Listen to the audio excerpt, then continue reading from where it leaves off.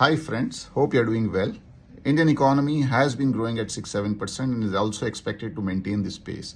This is despite the fact that the world is battling recession and just about managing to grow at 0% or marginal growth. Indian corporates have also been doing well, and we have also signs of political continuity. Indian economy, which is roughly around 4 trillion, is expected to reach 6 to 7 trillion in the next 3, 4, 5 years. And I think all that makes investments in Indian equities a very rich sort of experience.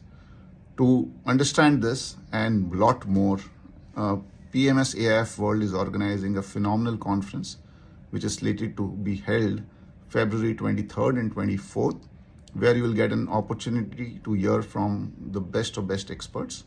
I hope you will take this opportunity and will be there. I hope to see you there. I will be there. I am very sure you will also be there. Thank you.